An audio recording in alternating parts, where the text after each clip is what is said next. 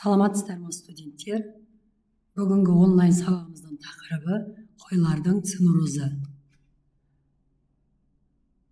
Қойлардың цинурозы айналма немесе тентек деп аталады. Ауыл шаруашылық малы және жабайы күйісті жануарлар арасында кездесетін өте қауіпті ауру. Айналма құртының жынысы жетілген сатысы тайнида тұқымдасындағы мультицепс, иттің, қасқырдың, түлкінің ащы шегінде, ал балан ларвацисті сатысы цинурос церебралис, қойдың, кейде ешкінің, бұзаудың, кейбір басқа тұяқтылардың да, адамның бас миында орталық жүйке жүйесі ұлпаларына сұйықты қалта тізеп орналасады. Оны цинур деп атаймыз.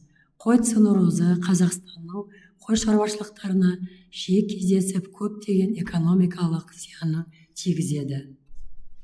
Қоздырғыштары мультицепс, имагоның ұзындығы 40-100 сантиметрден 1,5 метрге дейін болады. 22-32 ілмектермен қаруланып, сколексі бар. Көптеген 200-250 бунақтардан тұрады.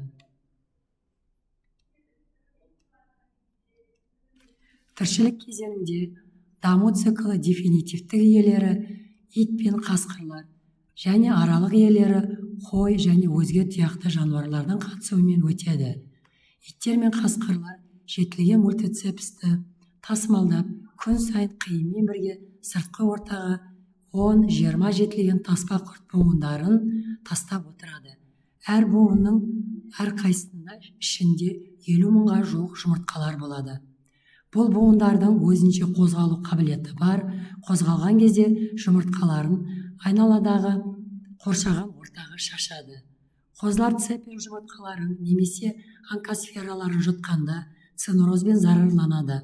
Олар қабықшасынан босанып, қан ағысымен миға түсіп, 2-3 ай өткен соң личинкалары қалыптасады, яғни цинурлар. Иттер мен қасқырлар цинурмен зарарланған қой басын жегенде мультицептозбен инвазияланады.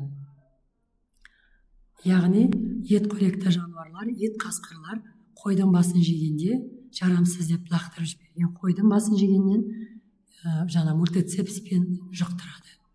Ет қоректілер ішіндегі мультицепстер 1,5-2 айдан кейін жетілген жынысты сатысына айналады. Цинурозды жұқтырған төлдердің ас қорыту жүйесіне түскен құрт жұмыртқасы онкосферасы мал шегін тесіп, жарақаттап, қан тамырларына өтеді. Осыдан кейін олар қан айналымы арқылы әр түрлі органдарға барады. Эпизотологиялық мәліметтерінде мал цинурозы дүние жүзінің көптеген елдерінде жиі кездесетін инвазия.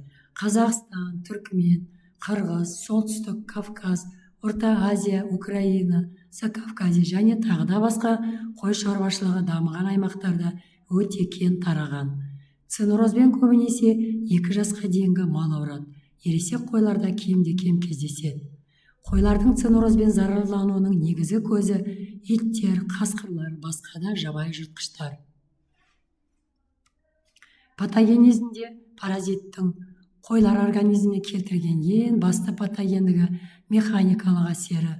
Басында миграциядағы ұрықтар ми торшаларын зақымдап, кейіннен үлкейе түскенде цинурдың бас сүйек ұлпасы жұқарып, содан кейін жүйке жүйесінің функциялары бұзылып, цинурдың орналасу орнының байланысты клиникалық белгілері байқалады. Паразит онкосферасы микробтарды инокуляциялап, ауруды одан әрі асқындырады. Клиникалық белгілерінде 4 сатымен ерекшеленеді. Бірінші сатысында, яғни инкубациялық кезеңі 7 күнге созылады, 10 күнге созылады. Қойдың таспа құрт жұмыртқаларымен зарарланып, алғашқы клиникалық белгілері білінгенге дейін уақытты. Бұл кезеңдегі өзгерістерді тек қана иммунологиялық әдістермен зерттеп байқауға болады. Екінші сатысындағы кезеңі айналма ауруының алғашқы белгілері байқалады. Шамамен алғанда мал ауруды жұқтырғаннан кейін 16-23 күн өткен соң байқалады, және ол жіті түрде өтеді. Бұл өзгерістер жұмыртқа онкосферасының организмде жүзіп, миға өтіп, одан әрі қабынулар тудыруына байланысты. Яғни қойларда клиникалық белгілерінде үркектік, бұлшық еттері жиі дірілдеу, тітіркену, тремор байқалу, тістерін шықырлату, аяқтарын тартылып салдану, сал болу сияқты белгілер байқалады. Үшінші сатысында малдың күйі кәдімгідей жақсарады, клиникалық белгілері өзінен өзі жойылып, білінбей кетеді. Ми құрттың бұл сатысы 2-8 айға созылады. Төртінші сатысында соңғы кезеңде циноз ауруының белгілері айқын байқалады. Оның негізгі белгілері: қой мелшейіп тұрады, алға қарай екпіндеп жүреді, бір орында шыр айналып, яғни жүрісі, сүрінуі сияқты белгілер байқалады. Басын қисайтып, тәлтіректеп, кейін құлап, бірте-бірте өздігімен жайылып, шөп жеуден қалады. Қатты арықтайды. Әртүрлі қозғалыстардың болуы мидың қай бөліктерінде орналасуына байланысты малдың қозғалысы, жүрісі бұзылып, тәлтіректеп, қисаландап жүреді. Жиі құлап, аяқтарын талтайтып жүреді. Цинорозды анықтау үшін бірнеше тәсілдерді қолданамыз. Малды анықтау үшін рентгенді ұсынған, көздің түбін зерттеу үшін офтальмоскопия әдісімен цинороздың ерекше клиникалық белгілері білінерден 2 ай бұрын ауруды анықтауға болады. Ол үшін көз қарашығын үлкейту мақсатында 0,15% атропин ерітіндісін 2-3 тамшысын көзге тамызамыз. Көздің рефлектордың көмегімен қарайды. Сау малдың көзінде көргіш, нерв түйіні реформасы анық көрінеді, ал ауруға шалдыққан малда ол анық көрінбейді. Ісініп, сезгіш тор қабықшасының түсі өзгереді.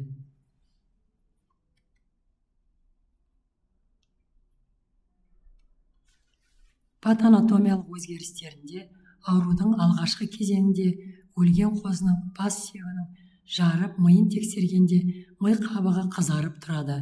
Мидың әр тұсынан айналма балан құрттарының іздерін көруге болады. Дерттің созылмалы түрінде мида 1-2-3 көлемі көгершін не тауық жұмыртқасындай көпіршіктерді табуға болады. Бас сүйек жұқарып, саусақпен басқанда былқылдап тұрады. Цинорозда клиникалық белгілері ұқсас инвазиялық эстроз пысқырық, яғни ми сетариозы, ми эхинококкозы, кейде манезиоздан және инфекциялық листериоз, құтыру, әуеске ауруларынан және жұқпалы емес орталық нерв жүйесінің бұзылу ауруларынан, уланулардан, авитаминоздардан ажырата білуіміз керек. Сақтандыру шараларында сойылған цинороз малдың басын арнаулы пеште өртеп, бекіре құдығына тастайды. Мұндай бастарды иттерге беруге болмайды. Жүргізілген жұмыстар арнаулы журналға тіркеледі. Қой, сиыр шаруашылықтағы иттерді ғана ұстап, оларды есепке алу. Арнаулы журналға тіркеп, санын азайту, сондай-ақ әрқайсысына төлқұжат беріледі. Иесіз қаңғыбас бұралқы иттердің барлығын құрту шарт. Шаруашылықтардағы барлық иттерді, әсіресе шопан иттерін жыл бойы жоспарлы түрде әлсін-әлсін дегельминтизациялап отырады. Иттерді емдеу мақсатында ет цистодоздарына қарсы бромсутекті арикалин қолданылады. Ет салмағының әр килограммына 4 миллиграммнан өлшеніп, итті 12-14 сағат ашықтырып барып беріледі.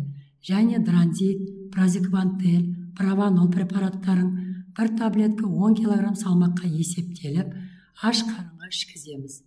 Иттерден шыққан құрттарды нәжіспен қоса бір орынға жинап өртейміз. Иттер емделген алаңды каустикалық соданың 3% ыстық ерітіндісімен зарарсыздандырамыз.